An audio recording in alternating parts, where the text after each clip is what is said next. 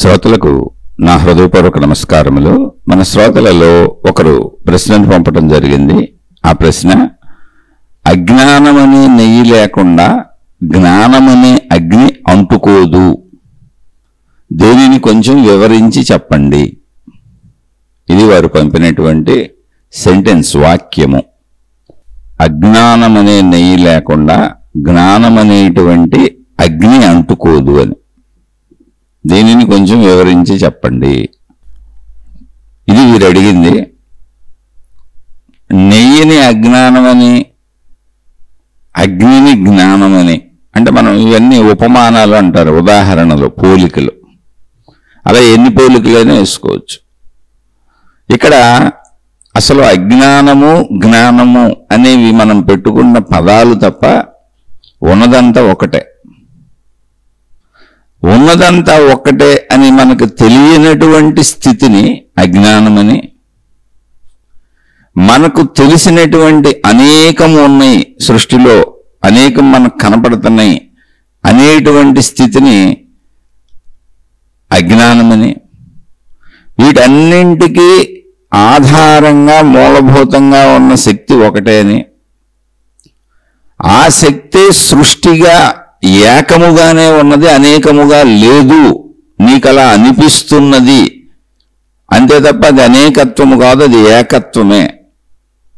నీకలా అనిపిస్తున్నది, కనిపిస్తున్నది, వినిపిస్తున్నది, అది నీ శరీర భావన చేత. కనుక ఉన్నదంతా సృష్టిపరముగానైనా ఒకటే, సృష్టి శక్తిపరముగానైనా ఒకటే అనేటువంటి దానిని, ఆ స్థితిని తెలుసుకున్న వారిని జ్ఞానులు అని, ఆ స్థితిని జ్ఞానము అని అన్నారు. ఎందుకంటే ఉన్న స్థితి అదే. ఉన్న స్థితి ఏంటి అంటే, మనకి మనుషులు అనేక మంది కనపడుతున్నారు, చెట్లు అనేకం కనపడుతున్నాయి, జంతువులు అనేకం కనపడుతున్నాయి, కొండలు, గుట్టలు, నదులు, సముద్రాలు అనేకం కనపడుతున్నాయి, గ్రహములు, గోళములు, నక్షత్రములు అనేకంగా కనపడుతున్నాయి. అసలు అనేకము అనే పదానికి అర్థం ఏంటి అంటే, నాకంటే భిన్నంగా ఉన్నాయి, అవి కూడా ఒకటికొకటి కలిసి లేవు, భిన్న భిన్నంగా ఉన్నాయి అని వేరువేరుగా కనపడుతున్నాయి నాకు. ఏవి కలిసి లేవు. కలిసి లేవు, వేరుగా ఉన్నాయి అంటే అసలు ఎలా అర్థం చేసుకోవాలి దాన్ని? కలిసి ఉండటం అంటే ఏంటి? మన దృష్టిలో కలిసి ఉండటం అంటే ఏంటంటే, ఇప్పుడు ఒక తాడు పొడుగ్గా ఉందనుకోండి, అదంతా ఒకే తాడు అంటాం. ఒక తాడు ఉంది, ఒక 100 మీటర్ల తాడు మన దగ్గర ఉంది. ఇప్పుడు దాన్ని ఏమంటాం? తాడు అంటాం. 100 మీటర్ల తాడుని మీటర్కు ఒక ముక్క చొప్పున మనమే కట్ చేసాం, 100 ముక్కలు చేసాం. ఇప్పుడు అవన్నీ అక్కడ పెట్టాం. ఇప్పుడు భాష మారిపోయింది, అవి అని వచ్చేసింది. ఇంతకుముందు ఏకవచనంలో తాడు అని ఉంది. అది 100 మీటర్ల, 1000 మీటర్ల, 1,00,000 మీటర్ల, 1,00,00,000 మీటర్ల, ఏదైనా కానీ ఉండే. కలిసి ఉన్నప్పుడు అంటే అక్కడ కలిసి లేదు, అది అసలు ఏకంగా ఉన్న తాడు, అది అంతే. తాడు అలా ఉంది. అది కోటాను కోట్ల మీటర్లు అనుకోండి, తాడు ఉంది. ఇప్పుడు ఆ తాడుని మీటర్కు ఒక ముక్క చొప్పున కట్ చేసాం, లేదా మన ఇష్టం ముక్కలు ముక్కలుగా చేసాం. ఇప్పుడు ఏమైంది? తాడు ఏమైంది? తాళ్ళు అయింది. తాడు ఏమైంది? తాళ్ళు అయిపోయింది, పదం మారిపోయింది. అంటే మనిషి అలా మాత్రమే తెలుసుకోగలడు. ఇప్పుడు ఈ కట్ చేయడం ఎవరు చూడలేదు. అంటే 1,00,00,000 మీటర్లో, కోటాను కోట్ల మీటర్లో ఉన్నటువంటి తాడుని ముక్కలు ముక్కలుగా కట్ చేయడం ఎవరు చూడలేదు. కట్ చేసిన వ్యక్తికి తెలుసు నేను కట్ చేశానని. లేదా కొంతమంది కూర్చొని కట్ చేశారు. ఒక ఫ్యాక్టరీ అనుకోండి, తాళ్ళ ఫ్యాక్టరీ అమ్ముకునేది అనుకోండి, ఊరికి వాళ్ళకి మాత్రమే తెలుసు. మిగిలిన వాళ్ళకి ఎంతవరకు మనం ముక్కలు కట్ చేసామో తాడుని, ఆ కట్ చేసిన ముక్కలు ప్రజలు ఎవరు చూశారో, ఎవరు కొనుక్కుంటున్నారో, ఎవరు అమ్ముతున్నారో, లేదా ఎవరు ఉపయోగించుకుంటున్నారో వాళ్ళకి తాడు అనేది ఇంతే ఉంటుంది అని భావించుకుంటారు. అసలు తయారీలోనే ఇలా జరుగుతుంది. కాబట్టి తాళ్ళు అనేకముగా ఉన్నవి. ఒక ముక్కని తాడు అంటారు, మిగిలిన తాళ్లకు సంబంధించిన ఎన్ని ముక్కలున్నా తాళ్ళు అంటారు.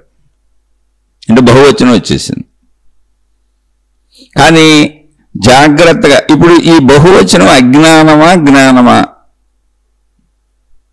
అది ఒకటే తాడు కదా, కోటాను కోట్ల మీటర్లైనా ఉన్నది ఒకటే తాడు. ఇది మొట్టమొదట ఉన్నది తాడు అంతే. దాన్ని ముక్కలు ముక్కలుగా కట్ చేసాం. ముక్కని తాడు అంటున్నాం, మిగిలిన వాటిని అన్నింటినీ కలిపితే తాళ్ళు అంటున్నాం. ఇప్పుడు వాటిని లెక్కేసామనుకోండి, 1, 2, 3 ఇవన్నీ పేర్లు అనుకోండి. తాళ్ళకి పేర్లు, మొదటి దానికి 1 అని పేరు, రెండో దానికి 2 అని పేరు, మూడో దానికి 3 అని పేరు, అలా 4, 5, 6, 7, 8, 9 అసంఖ్యాకంగా పేర్లు పెట్టుకుంటూ లెక్కలేసుకుంటూ వెళ్ళిపోతుంది. ఇప్పుడు ఎన్ని తాళ్ళు ఉన్నాయి అంటే 1,00,000 కోట్ల తాళ్ళు ఉన్నవి లెక్కేసాం. 1,00,000 కోట్ల తాళ్ళు ఉన్నవి. 1,00,000 కోట్ల తాళ్ళకి పేర్లేమి? మొత్తముగా వాటి పేరు తాడు, కానీ 1వ తాడు, 2వ తాడు, 3వ తాడు పేర్లు మారిపోయినాయి. ఇక్కడ పేర్లు వచ్చేసినాయి. ఇప్పుడు మనం కట్ చేసిన తాళ్ళన్నీ సమాన ముక్కలుగా కట్ చేసామనుకోండి, ఆ సమాన ముక్కలుగా ఉన్నవన్నీ ఒక జాతిగా తీసుకుంటాం. లేదు, అసమానతలుగా కట్ చేసాం అంటే కొన్ని మీటర్లు కట్ చేసాం, కొన్ని అర మీటర్లు కట్ చేసాం, కొన్ని పావు మీటర్లు కట్ చేసాం, అలా అంగుళాల వరకు కట్ చేసాం. ఇప్పుడు మనం కట్ చేసిన తాళ్ళన్నీ ఏమవుతాయంటే మీటర్లన్నీ ఒక జాతి, అర మీటర్లన్నీ ఒక జాతి, పావు మీటర్లన్నీ ఇంకో జాతి, అంగుళాలకు వచ్చేయన్నీ ఇంకో జాతి. సైజులను బట్టి జాతులు మారిపోతాయి, అన్నీ వేరుకుంటాం మళ్ళీ.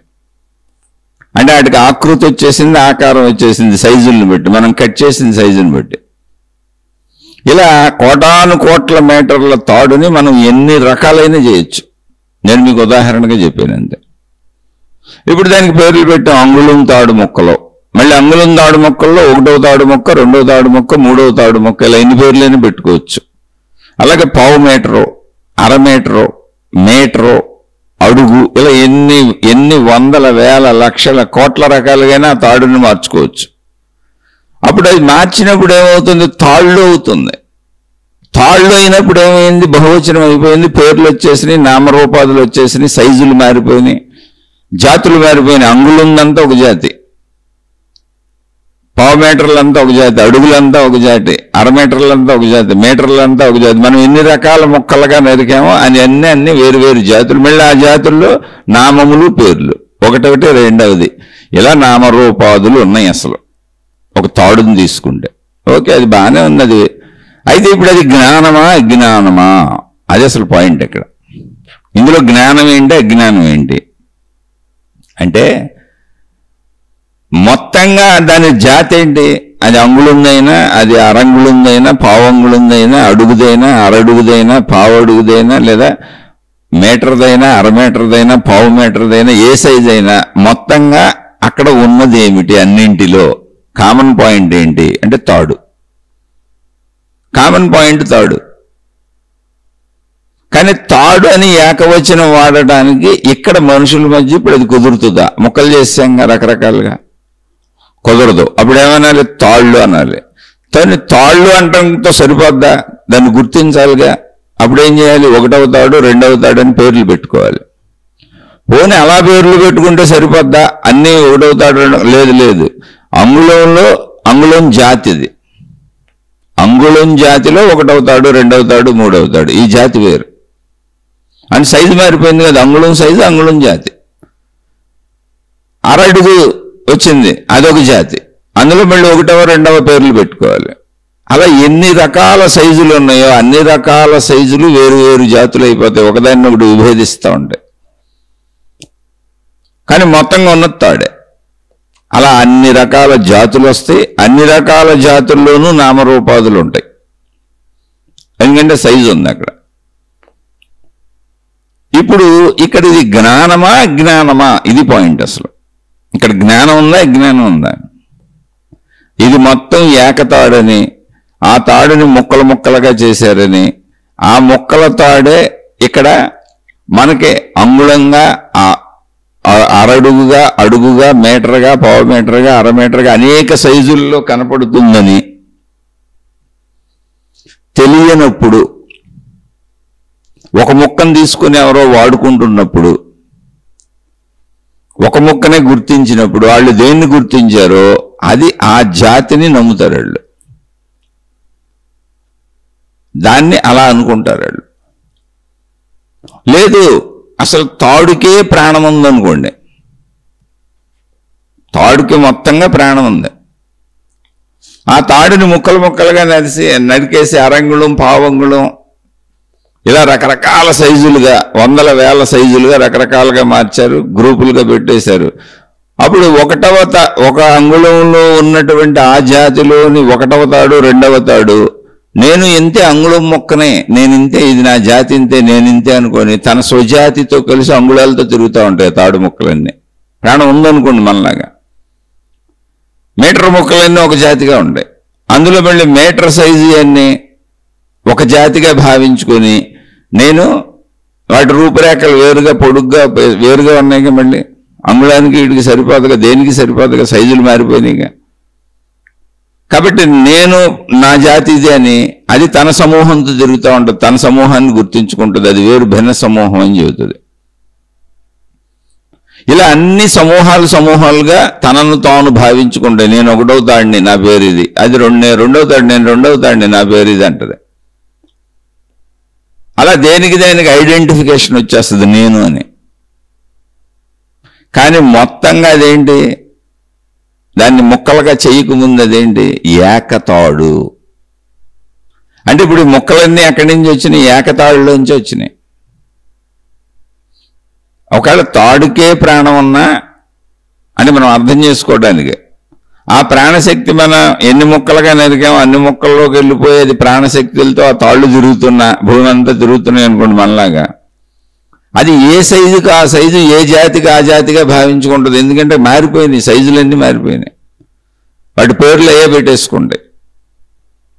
తనని ఒక జాతిలో ఒక పేరుతో ఐడెంటిఫై చేసుకుంటుంది ఆ తాడు, ఎందుకంటే ప్రాణశక్తి ఉంది కదా దానిలో. మొత్తం తాడుకున్న ప్రాణశక్తి దీనికి వచ్చింది అంతే, ప్రాణశక్తి మొత్తం తాడంత ఉంది. అయితే ఈ విషయం తెలియని ముక్కలన్నీ ఏమనుకుంటే నేను ముక్కలు అనుకుంటే అంతే, వాటికి ఈ విషయం తెలియదు అసలు. ఏకతాడుగా ఉన్నటువంటి దాన్ని మొక్కలు చేశారు, ఆ మొక్కలు చేస్తే మేము చిన్న మొక్క అయ్యామని ఎరుకులేదు, ఎందుకంటే మొత్తం ప్రాణశక్తి ఉంది, ఉన్నదంతా తాడంతా ప్రాణశక్తి ఉంది. మొత్తం తాడంతా ఉన్న ఏక ప్రాణశక్తికి జస్ట్ ఊరికనే ఉనికి నేను అనే భావన ఉంది అంతే. ఇప్పుడు ముక్కలుగా చేసేటప్పటికి అన్ని మొక్కల్లోనూ నేననే భావన ఉంది, ఉనికి ఉంది, అందుకని మిగిలినవన్నీ వేరువేరుగా కనబడుతున్నాయి, నాకు భిన్నంగా అనేకం ఉన్నాయని అవి భావించుకుంటున్నాయి. కానీ ఈ గుణం అంతా ఏకతాటి గుణం, ఏకతాటికి ఇదే లక్షణం ఉంది. మొత్తం ఉన్న ప్రాణశక్తికి, ఏకతాటిలో ఉన్న ప్రాణశక్తికి ఉన్న లక్షణం ఏంటంటే ఉన్నది నేను ఉన్నాను అని ఉనికి ఉందని, దానికి నేను అనే భావన ఉంది. ఇప్పుడు ఎన్ని మొక్కలు నరికేమో అన్ని మొక్కలకి నేననే భావన వచ్చేసింది, అన్ని మొక్కలు నేను ఉన్నాను అనుకుంటున్నాయి. కానీ ఏకతాడుగా ఉన్నప్పుడు దానికి భిన్నంగా ఏమీ లేదు, ఉన్నదంతా ఒకే తాడు. ముక్కలుగా నరికేసినప్పుడు దానికి భిన్నంగా అనేక తాళ్ళు కనపడుతున్నాయి అక్కడ. కాబట్టి నాకు భిన్నంగా ఇంకోటి ఏదో ఉందనుకున్నప్పుడు మొత్తం ఆలోచనే మారిపోయింది. అసలు ఏకతాటిగా ఉన్నప్పుడు ఉన్నది నేనే అంతే, ఇంకొక ఆలోచనే లేదు, ఉన్నదంతా ఒకే తాడు. కాబట్టి అప్పుడు స్థిరత్వం ఉంది, నిశ్చలత ఉంది, అంత ప్రశాంతంగా ఉంది, హాయిగా ఉంది. అక్కడే గజిబిజిగా గందరగోళం లేదు, అసలు సృష్టి తయారవ్వలేదు, ఉన్నదంతా నేనే అని హాయిగా ఆనందంగా ఉంది అంతే. అంతే ఉన్న స్థితి ఏదో ఉన్నది, అది హాయా ఆనందం అని పేర్లు కూడా పెట్టక్కర్లా, ఉన్న స్థితి ఏదో ఉంది, ఉన్నది అన్న స్థితి ఉంది. దాన్ని ఎప్పుడైతే అనేక ముక్కలుగా, అనేక సైజుల్లో, అనేక రకరకాలుగా దాన్ని ముక్కలు చేశామో అప్పుడు దానిలో ఉన్న నేనన్న భావన, దానిలో ఉన్న ప్రాణశక్తి, ఉన్నానన్న భావన ప్రతి ముక్కలోనూ ఉంది, ఎందుకంటే తాడు మొత్తం ఉంది అది. అలా రావటం వలన ప్రతి ముక్క నేను అనుకోవటం వలన, ఉన్నాను అనుకోవటం వలన అది తనను తాను చూసుకున్నప్పుడు తన పరిమితి ఇంతే ఉంది, ఇంత చిన్న ముక్కనే. తనకు భిన్నంగా అనేక ముక్కలు కనబడుతున్నాయి, మళ్ళీ చిన్నవి పెద్దవి రకరకాలు. కాబట్టి నా సైజులో ఉన్నవన్నీ నా జాతులు, ఇదంతా నా గుణాలు, నా బుద్ధులు, నా స్వభావాలు, ఇదంతా ఒక జాతి, అంగుళం జాతి, అదంతా అడుగు జాతి, ఇదంతా అరడుగు జాతి, అది మీటర్ జాతి, ఇది 1/2 మీటర్ జాతి, అది 1/4 మీటర్ జాతి. ఇలా అనంతంగా వేరువేరువన్నీ జాతులుగా వెళ్ళిపోయి ఒకే జాతిగా సమూహాలు ఉన్నాయన్నీ ఒకటవుతాడు రెండవుతాడని పేర్లు పెట్టుకున్నాయి. ఇప్పుడు తమకు భిన్నంగా అనేక తాడు మొక్కలు ఉన్నాయి అంటే మళ్ళీ అనేక సైజుల్లో ఉండటం వలన అవి రకరకాలుగా ఉండటం వలన తమలాంటి తాళ్ళే అనుకోవట్లేదు. అది ఎందుకంటే సైజులు మారిపోయినాయిగా. నేను తాడు ఉదాహరణ చెప్పాను అంతే అర్థం చేసుకోవడానికి. అందుకని మాకు భిన్నమైన జాతులు కూడా చాలా ఉన్నాయి అని ఏ జాతికి ఆ జాతి స్వజాతిగా తమలో తాము బతుకుతుంది. ఆ సైజు దానికి ఆ భావనలు ఉన్నాయి కనుక. అంటే ఇప్పుడు భిన్నత్వం అనేది ఎక్కడ వచ్చింది? తాడుని అనేకంగా భావించుకోవటం వలన. కానీ ఇప్పుడు అనేకంగా లేదంటే అనేకంగానే ఉంది. అది అనేకంగా కనపడుతుందిగా అక్కడ. అనేక రకాల సైజుల్లో అనేక మొక్కలు ఉన్నాయిగా. కానీ అది అనేకమైన తాడ అంటే కానే కాదు. అది ఏకతాడుని అనేక మొక్కలుగా చేసుకోవటం జరిగింది. అయితే ఈ విషయం ఎవరికి తెలుస్తుంది? ఏకతాటిని చూసిన వారికి మాత్రమే తెలుస్తుంది, మిగిలిన ఎవరికి తెలియదు. ఏకతాటిని ఎవరు చూశారు? చూడలేదుగా. ఇప్పుడు ఏకతాటిని తాడే చూసింది అనుకుందాం అనుకోండి, పోనీ ఆ స్థితిలో అది లేదుగా.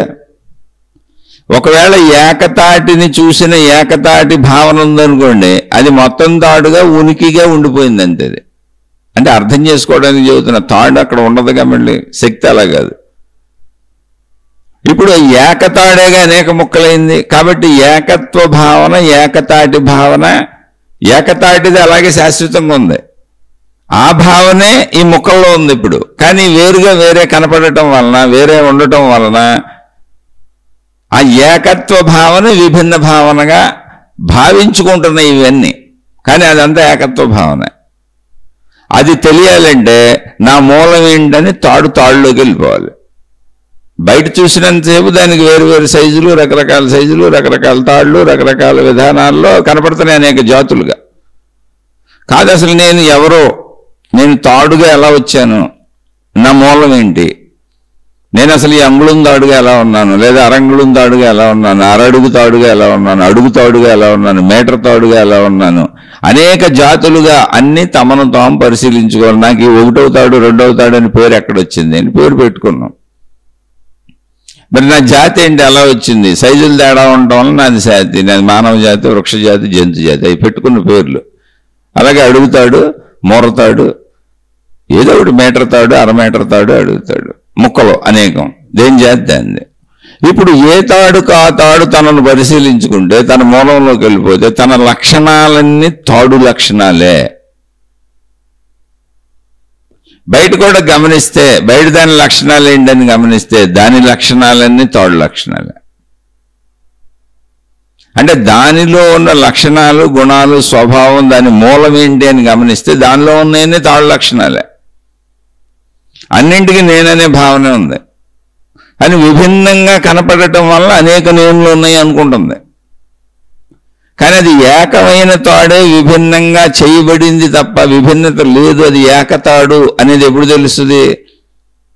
మొత్తం తాడు లక్షణములు తెలుసుకొని అన్ని సైజుల్లో ఉన్న తాడులు తాడులే అని, అన్నింటికి గుణం ఒకటే, స్వభావం ఒకటే, పద్ధతి ఒకటే, అన్నీ ఒకటే. కానీ సైజులు మారటం వల్ల నేను అలా భావించుకుంటున్నాను అనేటువంటి మూలతత్వాన్ని తెలుసుకున్నప్పుడు తనలోకి తాను ప్రవేశించి అప్పుడు మొట్టమొదటగా ఉన్నది ఒకటే తాడు.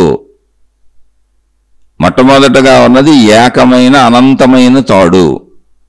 ఆ తాడుని విభిన్నంగా భావించుకుంటున్నాం అంతే. కానీ ఇది ఏకమైన తాడు. ఎన్ని ముక్కలు చేసినా ఇది ఏకమైన తాడు.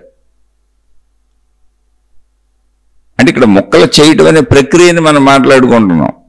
అలా ఏకమైన తాడు లాంటి అనంత ఆత్మశక్తిలో ఆ ఆత్మశక్తి యొక్క వ్యక్తీకరణ మనకి అనేకముగా కనపడుతుంది, జీవులుగా, రూపాలుగా. అలా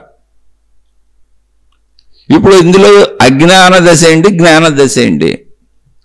ఇప్పుడు తాడుగా మేము వేరువేరుగా మొక్కలు మొక్కలుగా జాతులు జాతులుగా వేరువేరుగా ఉన్నాము అని భావించుకునేది అజ్ఞాన దశ. అంటే వ్యావహారికంగా అక్కడ నిజంగానే కనబడుతుందిగా. కాబట్టి వ్యావహారిక సత్యం అది. ఆ వ్యావహారిక సత్యమును అజ్ఞానము అన్నారు అంతే. అంతకుమించి ఏం లేదు. అంటే నేను పరిమితికి, అంటే ఈ అరడుగు తాడుని, అంగుళం తాడుని, మీటర్ తాడుని, అరమీటర్ తాడుని, ఆ రూపురేఖలకు నా నేనును నేను పరిమితం చేసుకున్నప్పుడు, అంటే నేను అనే అహం అక్కడ పరిమితం అయిపోయింది. అక్కడ అహంకారం పుట్టింది, నేను అని, పరిమిత అహంకారం నేను, నాకు భిన్నంగా అనేక తాడు ముక్కలు ఉన్నాయనే భావన పుట్టింది. అప్పుడు దానిని అహం అన్నారంటే నేను ఇక్కడికి పరిమితంగా ఉన్నాను. అహం కలిగిన అంటే జ్ఞానము నాకు ఎలా అనిపిస్తుంది అంటే నేను ఇక్కడికి పరిమితంగా ఉన్నాను అని అనిపిస్తున్న జ్ఞానం, ఆ పరిమిత జ్ఞాన భావన అహంకారము. అహంకారముతో కూడిన జ్ఞానం అజ్ఞానం. అది చెడు కాదు, మంచి కాదు, వ్యావహారిక సత్యం అంతే. అహంకారం అంటే చెడు కాదు, అజ్ఞానం అంటే చెడు కాదు, వ్యావహారిక సత్యం. ఇప్పుడు ఈ వ్యావహారిక సత్యము అనేటువంటి తాడు లేకుండా, ఆ తాడుని గమనించకుండా, ఆ తాడు తనను తాను పరిశీలించుకోకుండా మొత్తం ఉన్నదంతా ఏకతాడే అనే విషయాన్ని ఎలా తెలుసుకుంటుంది?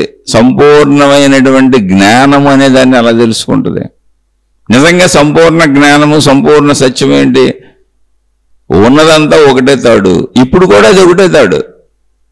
ఇప్పుడు అనేక ముక్కలుగా చేస్తే అది చేసిన ప్రక్రియ వలన ముక్కలని, తాళ్ళని, విభాగాలుగా మనం పెట్టుకున్న పేర్లు తప్ప వ్యవహారానికి అది ఒకటే తాడు. ఆ ముక్కలుగా ఉన్నది కూడా ఒకటే తాడు, అది ఏకతాడే. అది భావన చేత భిన్నత్వ భావన ఫీల్ అవుతున్నాను తప్ప తాడులో ఉండే లక్షణాలు, గుణాలు ఏమున్నాయి అన్ని ప్రతి ముక్కలోనూ ఉన్నాయి. తాడులో సంపూర్ణ శక్తులు ఏమున్నాయో, ఎటువంటి ప్రాణశక్తి ఉందో, ఎటువంటి శక్తులు ఉన్నాయో, ఎన్ని రకాల శక్తులు ఉన్నాయో అవన్నీ ప్రతి ముక్కలోనూ ఉన్నాయి. ఏ తేడా లేదు అసలు. ఏకతాటిలో ఏమేమి ఉన్నాయో అవన్నీ ప్రతి ముక్కలోనూ ఉన్నాయి. ప్రతి ముక్క ఏకతాడే, దాని సంపూర్ణత ఎక్కడా చెడలేదు, అది ఏకతాడే.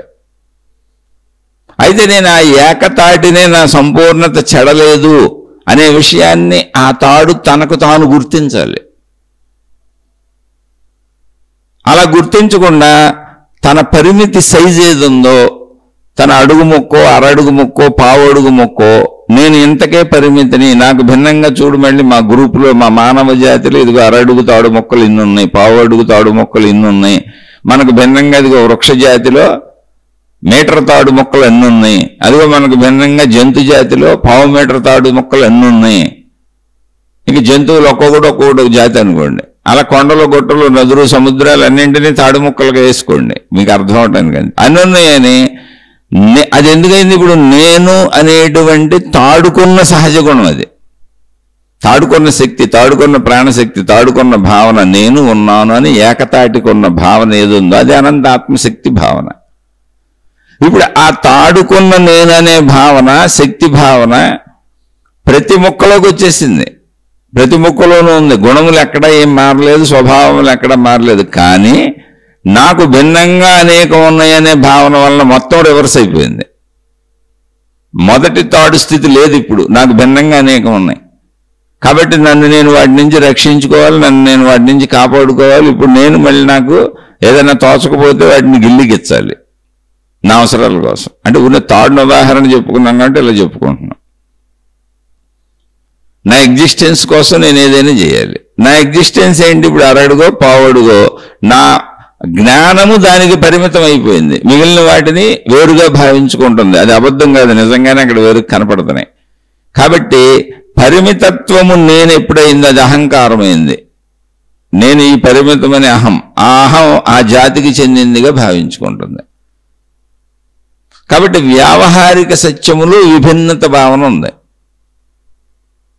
అది వ్యావహారిక సత్యము. దాన్ని అజ్ఞానము, అహంకారము అన్నారు. అయితే అది నిజంగా అజ్ఞానమా అంటే తాడు తనను తాను పరిశీలించుకున్నప్పుడు మొత్తం సృష్టి మొత్తం ఉన్నటువంటి అన్ని రకాల జాతులలో ఉన్నటువంటివి తాళ్లే అనే విషయం తెలుస్తుంది ముందు. అవి విభిన్నంగానే కనపడుతుంటాయి కానీ మొత్తం అన్ని తాళ్లే, తాడు మొక్కలే. ప్రతి దాంట్లోనూ వాటికి ఉన్న శక్తులు, గుణములు, స్వభావము, దాని పనితీరు ఏదైనా కానీ ఉండే, నాకేదుందో అన్నిటికీ అదే ఉంది. ఎందుకంటే మొత్తం అదే ఏకతాడే అనే విషయం తెలుస్తుంది. ఎప్పుడు తెలుస్తుంది? పరిశీలించాలి, పరిశోధించాలి, తను తాను చూడాలి, తన చుట్టూ ఉన్న ఇతర సృష్టిని చూడాలి, తాడు మొక్కలను, రకరకాల సైజు మొక్కలను చూడాలి, వాటి గుణాలు, స్వభావాలు పరిశీలించాలి. అసలు ఇవన్నీ ఉండటానికి పోవటానికి ఏం జరుగుతుందో గమనించాలి. అలా చూస్తే సృష్టి మొత్తం అన్నీ ఉండటానికి పోవటానికి ప్రాణశక్తి ఆధారంగా ఉంది. అంటే జీవులుగా మనం వేరువేరు అనుకున్నప్పుడు ప్రాణశక్తి, ఆ ప్రాణశక్తి ఏకత్వముగా అన్నిటిలో ఉంది. ఇప్పుడు నేను జీవభావనలోంచి దేహభావనలోంచి ప్రాణశక్తి భావనలోకి వెళ్ళగలిగితే నేను ఏకతాడుని అని తాడు ముక్కలన్నిటికీ అర్థమవుద్ది. అలాగే నేను అనంత ఆత్మశక్తి అనేటువంటి ఏకత్వమును, ఆ ఏకత్వములోనే సృష్టి అనే భిన్నత్వము దాని చేతనే, దాని చైతన్యము చేతనే, దాని చేతనే అదే ఏర్పడుతున్నది. ఆ ఏర్పడినప్పుడు దాన్ని పుట్టడం అంటున్నాం. అది మళ్ళీ దానిలోనే అది లయించిపోతున్నది. అలా లయించిపోతున్నప్పుడు దాన్ని మరణం అంటున్నాం. కానీ ఉన్నది ఒకటే శక్తి. అలా తనలో తాను తనని ఆవిష్కరింపజేసుకోవటం, కొంతకాలం ఉండటం, మళ్ళీ తాను లయించిపోవటం, అలా సృష్టిగా ఆవిర్భవించటం, మళ్ళీ శక్తిగా మారిపోయి లయించిపోవటం, ఇదంతా దాని యొక్క స్వభావము, చైతన్యము యొక్క లక్షణం. అది ఈ విషయం నన్ను నేను పరిశీలించుకుంటే అర్థమవుతుంది. అది ప్రాణశక్తిలోకి వెళ్తేనే అర్థమవుతుంది. ఎందుకంటే అది శక్తిగా ఏకంగా ఉంది, సృష్టిగా అనేకంగా అనిపిస్తుంది. అది మొదటిగా తాడుగా ఏకంగా ఉంది, అనేక ముక్కలుగా వేరువేరుగా అనిపిస్తుంది. ప్రతి తాడు ముక్క మిగిలిన సృష్టిని పరిశీలించుకుంటూ వస్తే అన్నింటిలో ఉన్న తాడు గుణాలు అర్థమవుతాయి. అది అన్నింటిలో ఉన్న కామన్ ఆస్పెక్ట్ ప్రాణశక్తి, మిగిలిన మొత్తం అన్నింటిలో ఉన్న కామన్ ఆస్పెక్ట్ పంచభూతాలు. అలాగే కనిపెట్టారు మహాత్ములు దీన్ని. నేను అనంతాత్మశక్తి స్వరూపుడు అని కనిపెట్టినటువంటి వాళ్ళు ఎవరైనా ముందు తనందాను పరిశీలించుకొని తనలో ఏమేమి ఉన్నాయి, అసలు తనలో ఉన్నదేమిటి, సృష్టి అంతా ఉన్నదేమిటని పరిశీలించినప్పుడు మొత్తం సృష్టికి ఆధారంగా పంచభూతాలే కనపడినాయి. ఎందులో అయినా ఈ పంచభూతములన్నీ వేరువేరుగా ఉన్నాయని మళ్ళీ పరిశీలించినప్పుడు లేదు, ఈ పంచభూతములన్నీ ఒకే అనంతాత్మశక్తి యొక్క 5 స్థితులు, 5 స్వభావములు, 5 గుణములు. అంటే ఈ పేర్లు అయితే మీకు అర్థమవుద్దని చెబుతున్నా అంతే. ఒకేటి, అదే ఆత్మశక్తి, దాన్నే బ్రహ్మము అన్నారు. అదే మనలో ప్రాణశక్తిగా ఉంది. అయితే నేను జీవుడిగా వేరుగా భావించుకుంటున్నాను కనుక, నేను చిన్న తాడు ముక్కనని నన్ను నేను అనుకుంటున్నాను కనుక ప్రాణశక్తి అని నేను చెప్పాల్సి వచ్చింది. ఉన్నదంతా ఏకతాడు, ఏకానంద ఆత్మశక్తి అని నేను తెలుసుకున్నప్పుడు ప్రాణశక్తినే ఆత్మశక్తిగా అనుభూతి చెందాను. అంతే, ప్రాణశక్తి వేరు ఆత్మశక్తి వేరు కాదు. అయితే నేను ప్రస్తుతం ఆత్మశక్తి తెలియదు కనుక ఆత్మశక్తిని తెలుసుకున్నటువంటి మనుషులు, మహనీయులు ప్రాణశక్తి నీలో ఉన్నది, దాన్ని పట్టుకుంటే నీకు సత్యం అర్థమైపోద్ది అని చెప్పారు. ఎందుకంటే అన్నిటికీ ఆధారం ప్రాణశక్తే. కనపడుతున్నటువంటి నామరూపాదులతో సృష్టి అంతా ఉన్నదానికి ఆధారం పంచభూతాలు. అవన్నీ అలా ఉండటానికి, జీవులన్నీ ఉండటానికి ఆధారం ప్రాణశక్తి.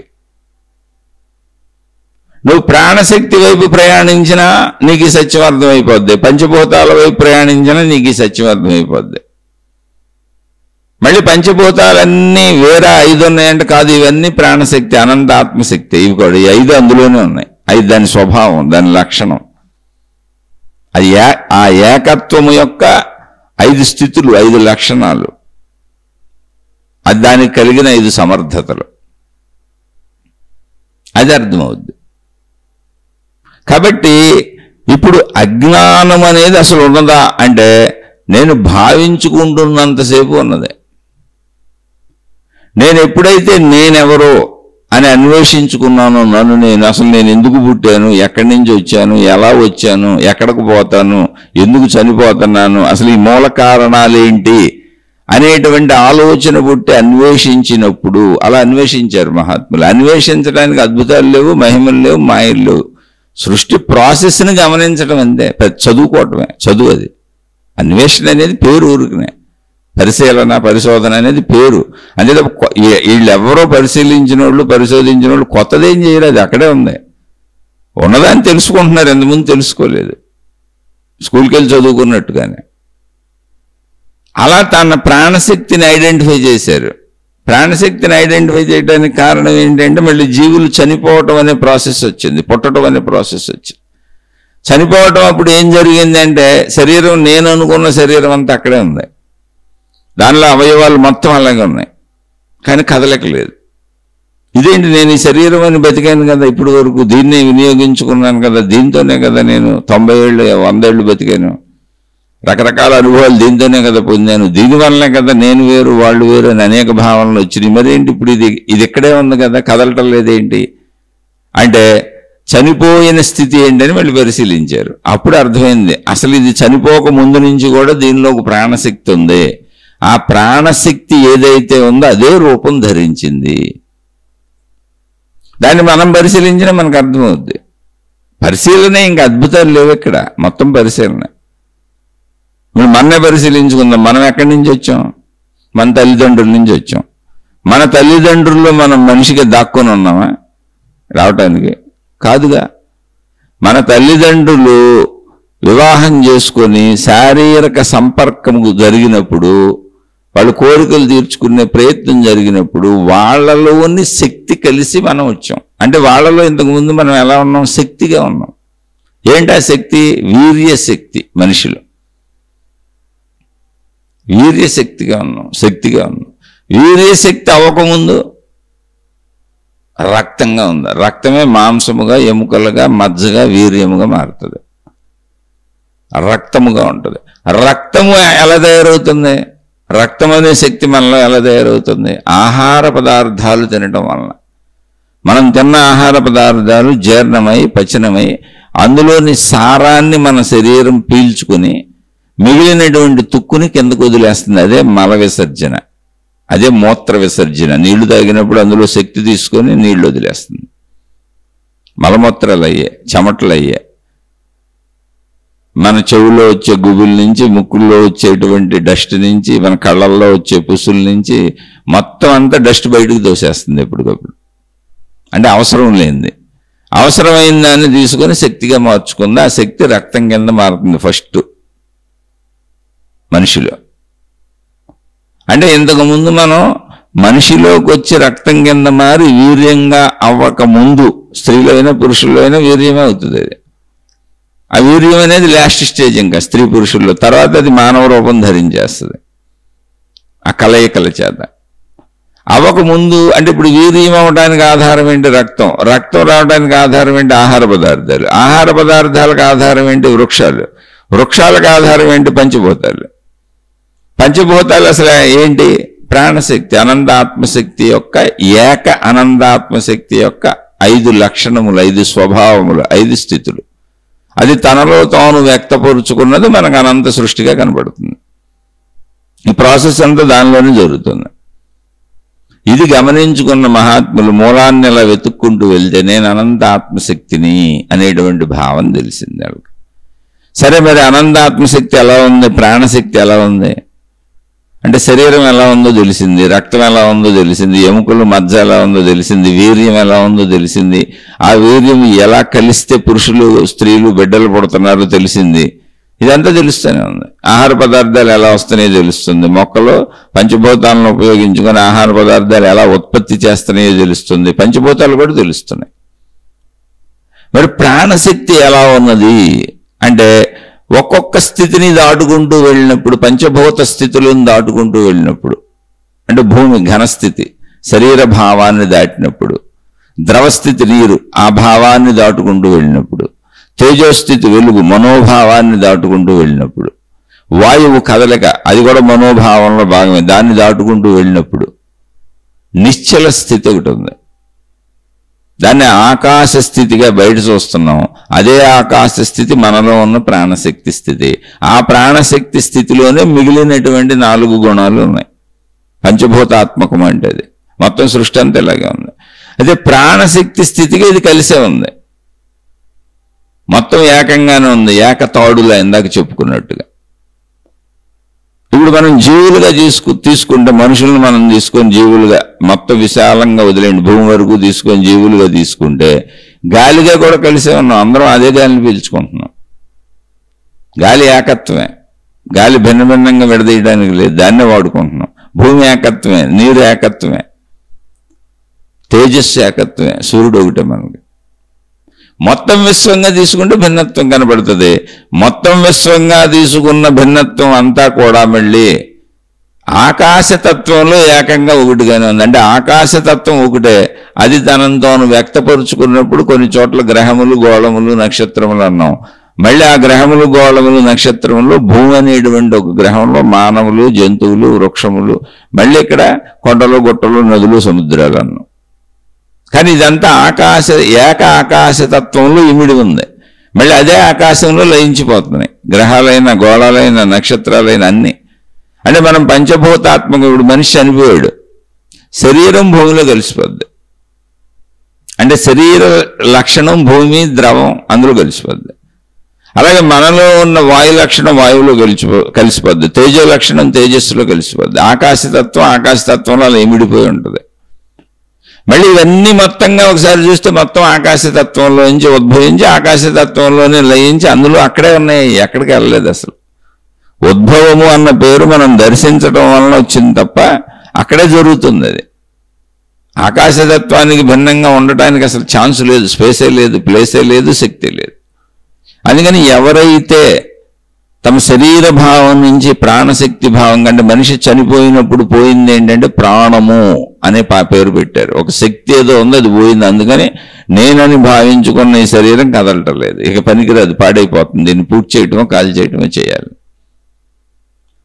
కాబట్టి ఆ శరీరము ఉండగానే అందులో ఉన్న శక్తి ఏంటి, ఆ బతికించి ఉంచిన శక్తి ఏంటి తెలుసుకోవాలని ప్రయత్నం చేశారు. తెలుసుకోవటానికి ఏముంది, ఇందులో అద్భుతాలు మహిమలు లేవు.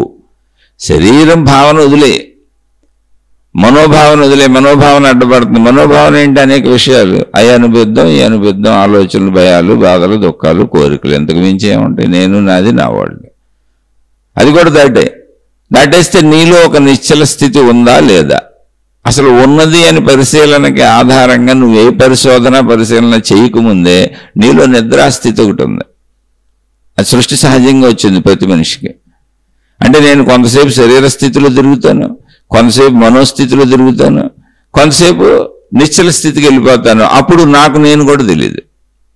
ఎందుకు నాకు నేను కూడా తెలియదు అంటే, ఏక తాటిగా ఉన్నప్పుడు తాడు నేను తాడని అనుకోదు. ఒకే తాడు కోటాను మీటర్లు ఉన్నప్పుడు దానికి నేను తాడన్న భావన లేదు, ఉన్నానన్న భావన ఉంది. అది ఏక అనంత ఆత్మశక్తి, ఆకాశశక్తి.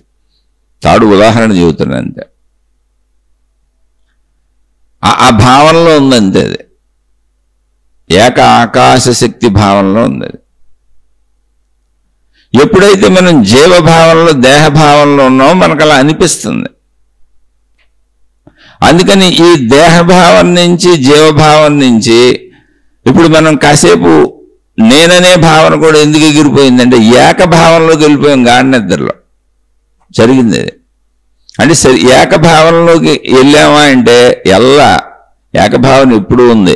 ఆ ఏకభావన మీద మనోభావన వస్తుంది.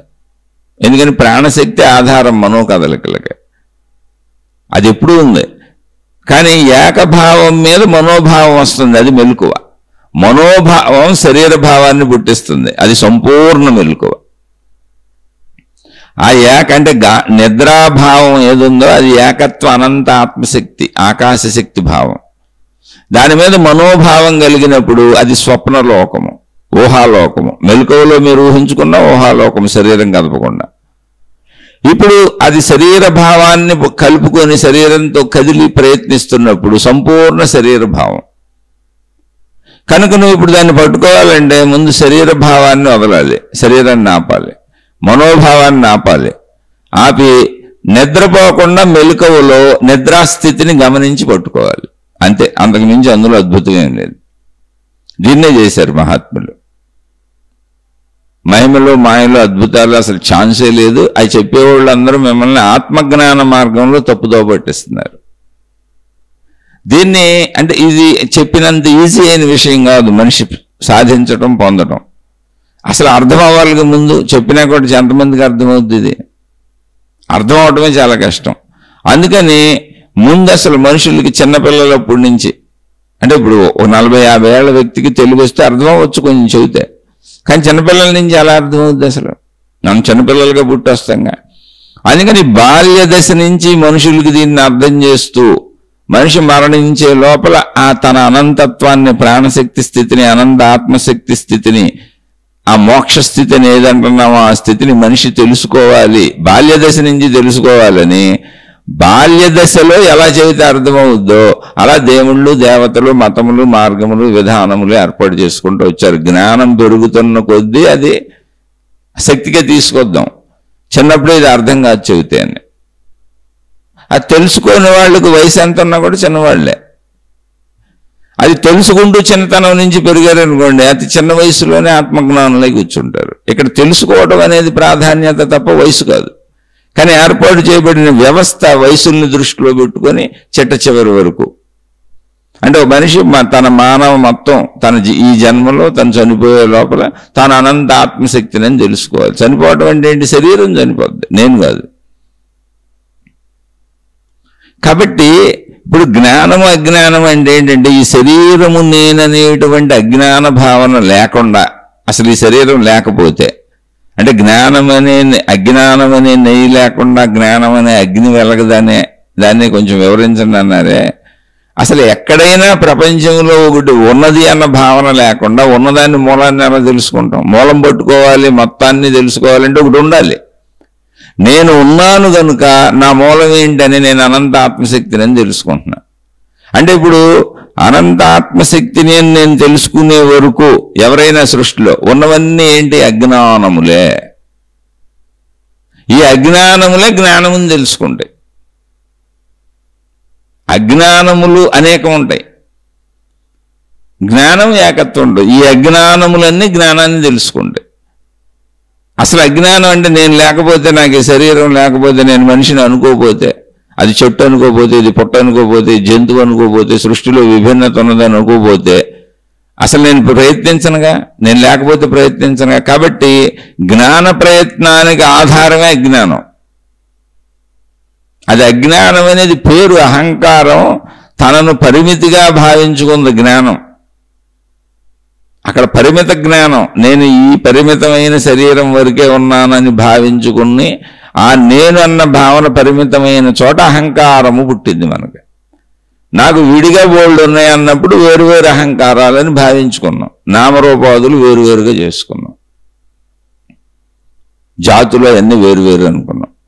కనుక ఇక్కడ గమనించవలసిన విషయం ఏంటంటే, నేను అనేటువంటి నేను లేకపోతే అసలు నా సంపూర్ణత్వాన్ని నేను ఎలా తెలుసుకుంటాను? ఇప్పుడు నేను అనే అజ్ఞానం, ఈ శరీరము నేననే అజ్ఞాన భావన లేకపోతే నేను అసలు ప్రయత్నించడానికి నాకేమి లేదుగా, శరీరమే లేదుగా. కాబట్టి అజ్ఞానం అనే నెయ్యి ఉంటేనే జ్ఞానం అనే అగ్ని రగులుకుంటుంది. మీరు నెయ్యి అగ్ని పేరు వాడారు అంతే, ఎక్కడైనా అంతే.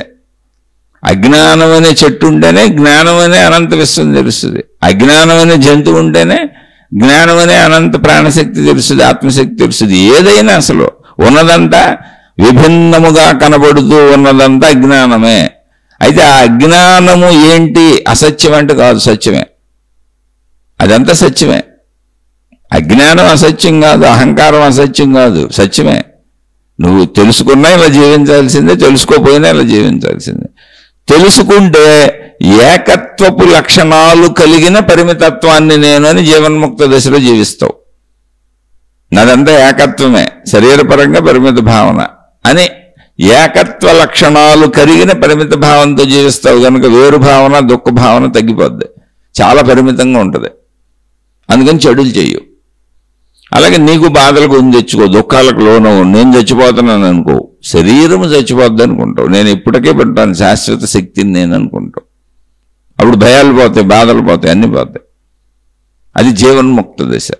తెలుసుకోపోయినా ఇలా జీవించాల్సిందే, తెలుసుకున్నా ఇలా జీవించాల్సిందే. తెలుసుకుంటే ఇప్పుడు చెప్పుకున్నవన్నీ మారిపోతాయి, బాధలు, దుఃఖాలు, కష్టాలు, భయాలు అన్నీ పోతాయి. తెలుసుకోకపోతే అవన్నీ ఉంటాయి అంతే. కానీ నువ్వు తెలుసుకున్నా తెలుసుకోకపోయినా అది ఏకత్వ స్థితి, ఇది ఉన్నది కరెక్టే. ఒకవేళ నువ్వు తెలుసుకున్నా కూడా ఈ భిన్నత్వ స్థితి పోదు. ఎందుకని? భిన్నత్వ స్థితి ఆ ఏకత్వ స్థితి యొక్క లక్షణం. ఇప్పుడు ఎదురుగుండా అద్దం ఉంది, అద్దంలో మన ప్రతిబింబం కనపడుతుంది. అబ్బాయి అదేం లేదండి, అద్దం అండి, అద్దంలో నా ప్రతిబింబం కనపడుతుందండి, చిచే అక్కడ ఏమి లేదండి అంటే ప్రతిబింబం మాయమైపోద్దా? అద్దం ఉన్నంతసేపు దాని ముందు నువ్వు ఉన్నంతసేపు నీకు తెలిసినా తెలియపోయినా ప్రతిబింబం కనపడతానే ఉంటుంది. నువ్వు రెండో మనిషి అని ఇంకో మనిషి అని అనుకోపోయి. చిన్నపిల్లల్ని ఎత్తుకున్నారనుకోండి, మీరు అద్దం ముందు నుంచో పెట్టారనుకోండి, ఇంకో మనిషి ఉన్నాడు అనుకోవచ్చు చిన్నప్పుడు, అది అద్దం అని తెలియనప్పుడు. జంతువులన్నీ ఖచ్చితంగా ఇంకో మనిషి ఉన్నాడు, ఇంకో జంతువు ఉందనుకుంటుంటాయి. తమ ప్రతిబింబాలను చూసి జంతువులన్నీ అది వేరే జంతువు అనుకుంటూ ఉంటాయి.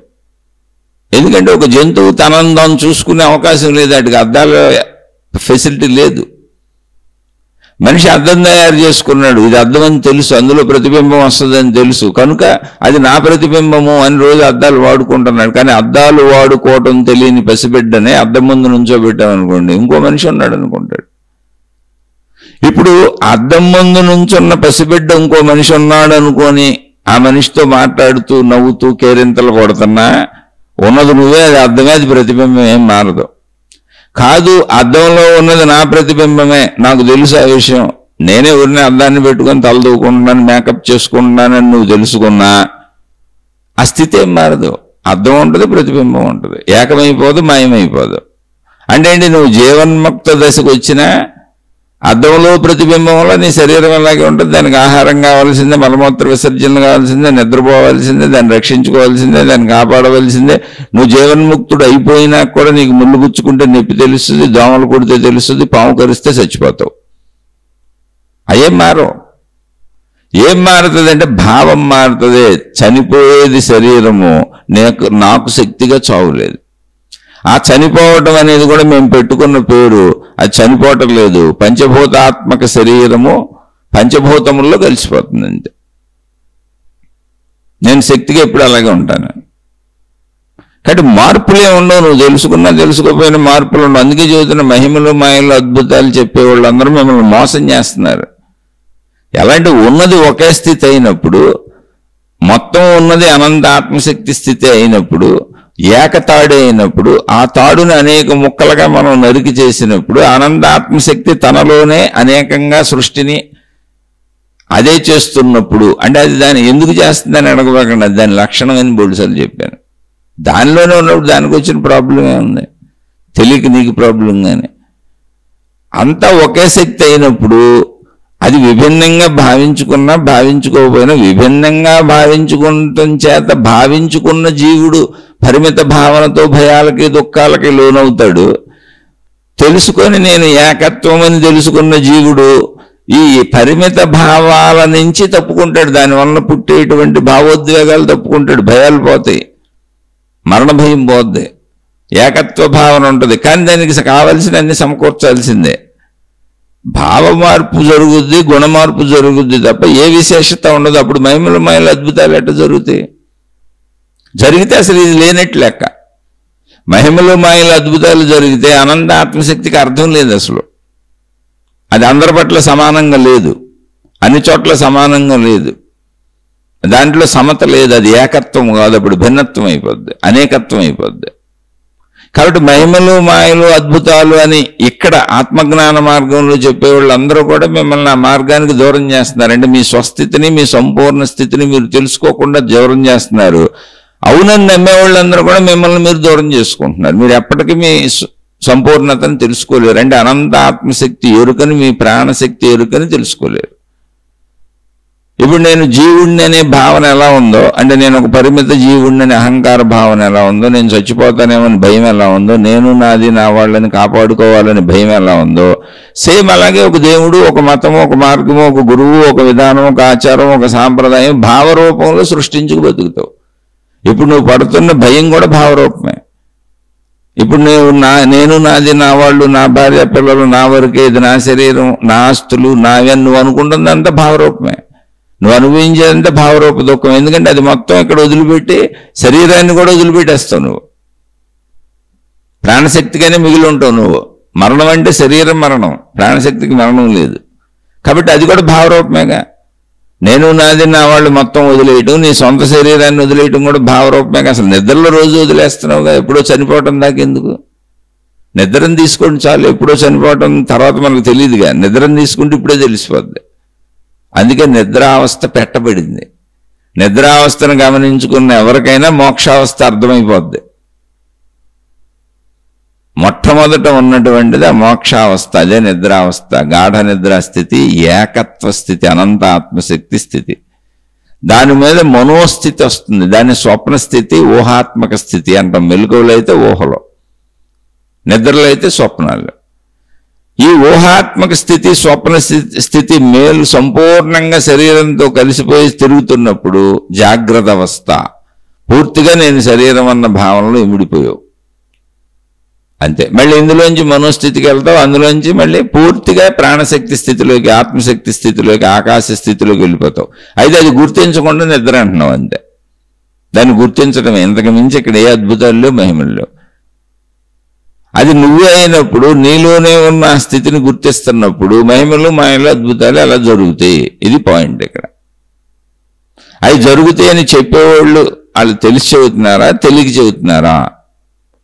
ఏమంటే మీరు మతాలు, దేవుళ్ళు, దేవతలు, ఈ వ్యవస్థ అంతా ఏర్పడింది కదండి అంటే ఖచ్చితంగా ఏర్పడింది. అది ఎందుకు ఏర్పడింది అంటే చెప్పాను, మానవుడు బాలుడుగా పుడతాడు. బాల్య దశలో ఇంత తాత్వికతను, ఇంత తత్వాన్ని, ఇంత జ్ఞానాన్ని అర్థం చేసుకునే అంత జ్ఞానశక్తి ఇంకా అసలు ఎదుగుదలలోనే లేదు. అసలు ఇప్పుడు ఎదిగిన వాళ్ళకే లేదనుకోండి, మామూలుగా చెప్పుకుందాం. అప్పుడు బాల్య దశ నుంచి నువ్వు జీవుడు కాదు, నువ్వు అనంత ఆత్మశక్తి అనే విషయాన్ని వివరించాలంటే ఏం చేయాలి అని అనంత ఆత్మశక్తికే బాలుడికి అర్థమయ్యేలా రూపురేఖలు ఇచ్చి దేవుడు, దేవత అని పేరు పెట్టారు. అలా ఎవరు పేరు పెట్టారో పెట్టిన వాళ్ళు వాళ్ళతో ఒక మార్గం చేసుకున్నారు. మాది మతం అని చెప్పారు. మా ఆచార సాంప్రదాయాలు, మా పద్ధతులు, మా విధానం ఇదే, మా స్కూల్ ఇది అన్నట్టు. అంతే తప్ప వాళ్ళేం కావాలని విభేదాలు చేయలే.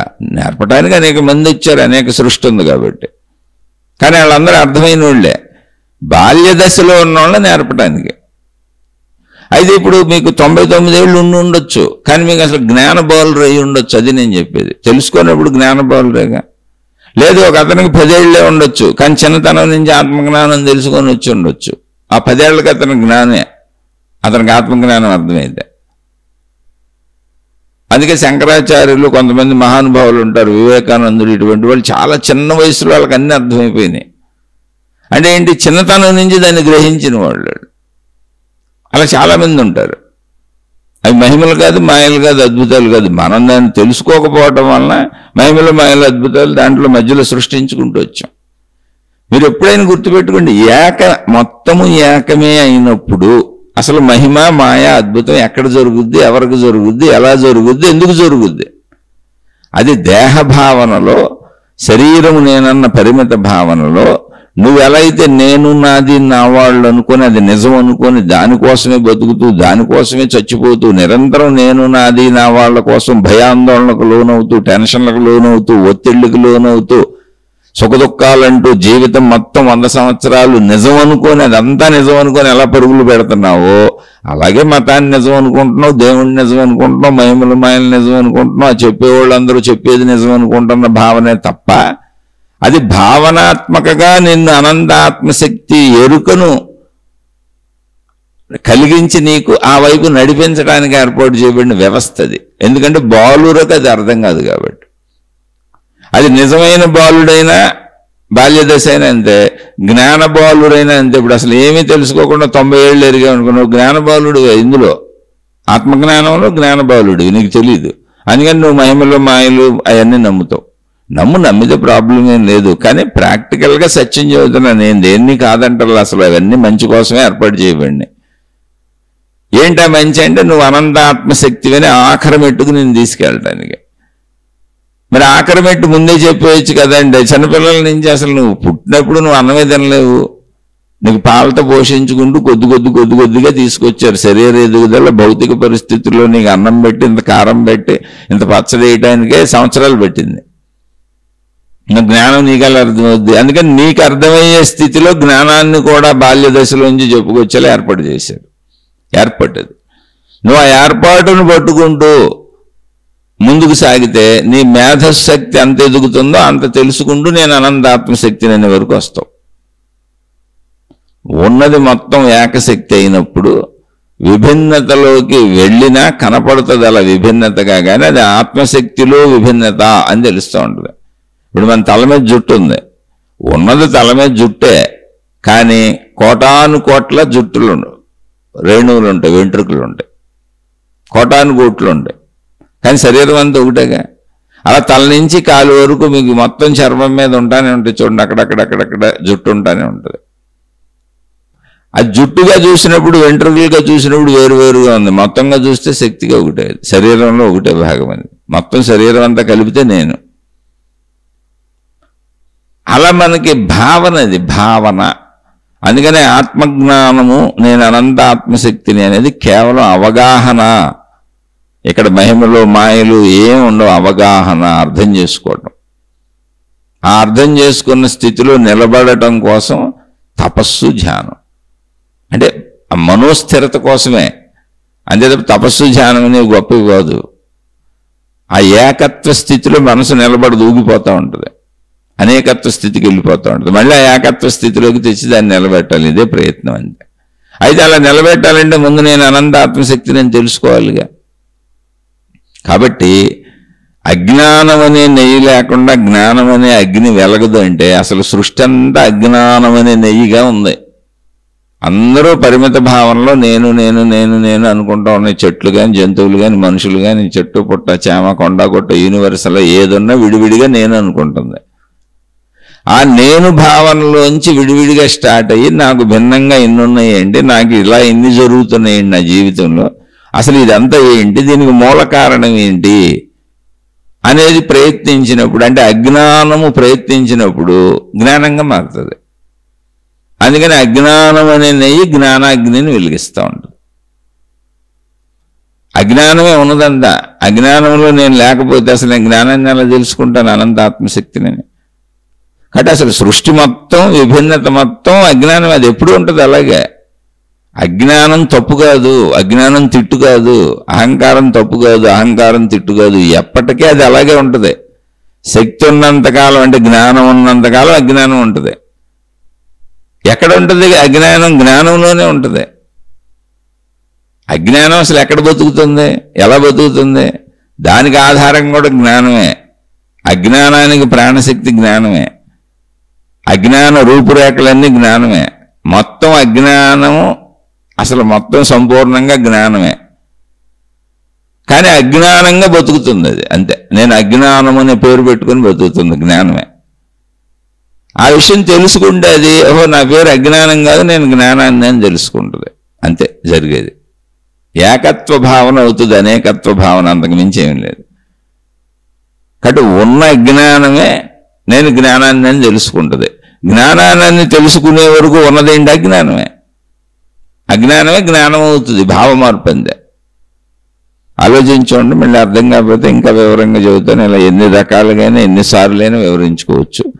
అయితే ఈ వివరణలన్నీ కూడా ఏంటి, ఎందుకు చెప్పుకున్నాం అంటే సరదా కోసం కాదు. మీరేదో నన్ను ఇలా చెప్పండి, అలా చెప్పండి అంటే నాకేదో తెలుసు నేను చెప్పేద్దామని, మీరేదో గొప్పగా అడిగేశారని, నేనేదో గొప్పగా చెప్పేశానని కాదు. అందరం కలిసి మంచిగా బతకడానికి, మంచి మార్గంలో సాగటానికి ఇదంతా ఏకత్వ శక్తే, విభిన్నతలు లేవు అని మన చుట్టూ ఉన్న వాళ్ళని, దేహస్థితిలో ఉన్నాం, ఇది మళ్ళీ మారదని చెప్పాక అద్దంలో ప్రతిబింబం అని తెలిసినా అద్దంలో ప్రతిబింబం పట్టడం మాందో. అద్దంలో ప్రతిబింబం అని తెలియకపోయినా అద్దంలో ప్రతిబింబం పట్టడం మాందో.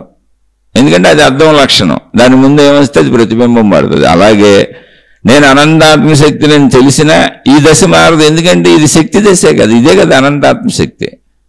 జీవుడుగా ఉన్నది ఏంటి? శక్తే. ఆత్మశక్తికి ఇది భిన్నమైంది కాదు, వేరు కాదు. కాబట్టి ఈ స్థితి అలాగే ఉంటుంది, ఆ స్థితి అలాగే ఉంటుంది, భావ మార్పు జరుగుద్ది. కాబట్టి ఈ స్థితి ఉన్నంతకాలం దీన్ని ఎలాగే నడుపుకోవాలి. కాబట్టి ఈ శరీరం ఉన్నంతకాలం మనం మంచిగా బతకాల్సిందే. అలా మంచిగా బతకడానికి దీన్ని చెప్పుకుంటున్నాం.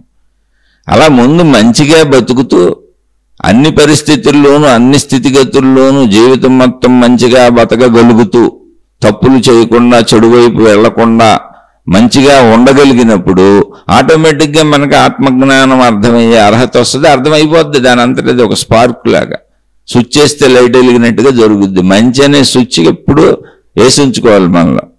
చెడు అనేది ఉండకూడదు. చెడు వచ్చిందంటే మంచి అనే స్విచ్ని ఆపేసామని అర్థం.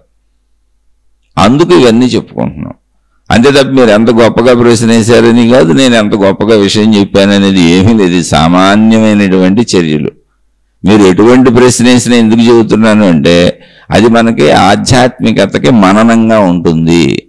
ఒక పాఠం చెప్పుకున్నట్టుగా రోజు దాన్ని మర్చిపోకుండా కాసేపు చెప్పుకుంటా ఉంటే అలా ముందుకు సాగుతూ ఉంటాం అని గుర్తు చేసుకుంటాం. కొంచెం మంచిగా బతకాలని మళ్ళీ తెలుస్తుంది. ఈ చెప్పుకునేదాని సారాంశం ఏంటంటే ప్రతిరోజు మంచిగా బతకడానికి, భావ మార్పు గుణ మార్పు చేసుకోవటానికి. అందుకని చక్కగా మంచిగా బతికే ప్రయత్నం చేయండి. అదే ఆటోమేటిక్గా ఆత్మజ్ఞానం మోక్షం ఎలిగిపోద్ది. అంతే, అంటే ఒక మెరుపు మెరిసినట్టుగా జరుగుతుంది అది. ఎందుకని అది మనమే. నిద్రాస్థితిలో మనం అక్కడికే వెళ్తున్నాం, అది ఎక్కడి నుంచో రావాల్సింది కాదు. అందుకని మంచిగా బతుకుతుంటే అది మనమే కదా. మనమే అని తెలియడానికి ఎంతసేపు పట్టుద్ది? మనం అది మనమే అని తెలియకుండా మనకు అడ్డుపడుతుంది శరీర భావన, మనోభావన. దాని చేత చెడు, దాని వలన చెడు చేస్తుంటాం వేరు భావన చేత. అందుకని మంచిలోకి వస్తే ఏకత్వ భావన అక్కడే ఉంది, మన పక్కనే ఉంది. అది ఆ మంచి యొక్క స్థాయిని బట్టి చెడు చేయకుండా ఉండగలిగినటువంటి మనలో ఏర్పడినటువంటి భావ పరంపరను బట్టి మనకే అది ఒక మెరుపు మెరిసినట్టుగా నేను అనంత ఆత్మశక్తిని అన్న మనలో ఉన్న మన స్థితిని మనకు దర్శనీయం అయిపోద్ది, తెలియజేస్తుంది. అది మనకే అర్థమైపోద్ది.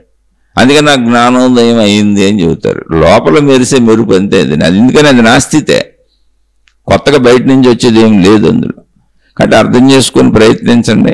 ఆ ప్రయత్నంలో మొత్తం జీవితం మంచిగా బతకటం అంతే మనం చెప్పుకునేవాడి సారాంశం అది. ఎందుకంటే ఆ మెరుపు, జ్ఞానోదయం అనే మెరుపు, మోక్ష మెరుపు ఎప్పుడు మెరవాలో అది జరుగుద్ది.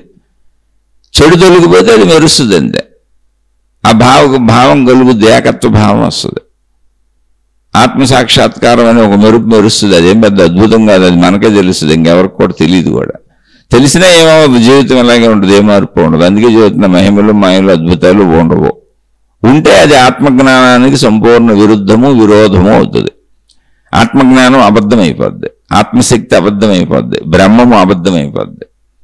ఎందుకంటే అది అన్ని చోట్ల ఒకలానే ఉంటుంది, అన్ని స్థితుల్లోనూ ఒకలానే ఉంటుంది. కాబట్టి అది మహిమలు మాయలు అద్భుతాలు ఎలా జరుగుతాయి, అప్పుడు అది పక్షపాతం అవుతుంది. కాబట్టి అటువంటివి ఉండవు, జరగవు. మనం మంచిగా నడుపుకుందాం. ఆలోచించి చూడండి, అర్థమైతే ఆచరించుకోండి. అర్థమయ్యి ఆచరిస్తున్న వాళ్ళకి సందేహాలు వస్తే అడగండి, తప్పకుండా వీలుని బట్టి చెప్పుకుందాం. ఎందుకంటే మనం మంచిగా ఉంచుకోవడానికి రోజు మనం గుర్తు చేసుకుంటున్నాం విషయం అంతే. ఇదొక పాఠంగా మననం చేసుకొని గుర్తు చేసుకుంటున్నాం. అర్థం కాని వాళ్ళు, నచ్చని వాళ్ళు, నేను అతి సామాన్య మానవుడిని, నన్ను క్షమించి వదిలేసి మీ మార్గాల్లో మీరు హాయిగా సాగిపోండి. శుభమస్తు. మీకు, మీ కుటుంబ సభ్యులకు మేలు చేకూరుగాక. మరలా మరొక కొత్త శీర్షికతో కలుసుకుందాం.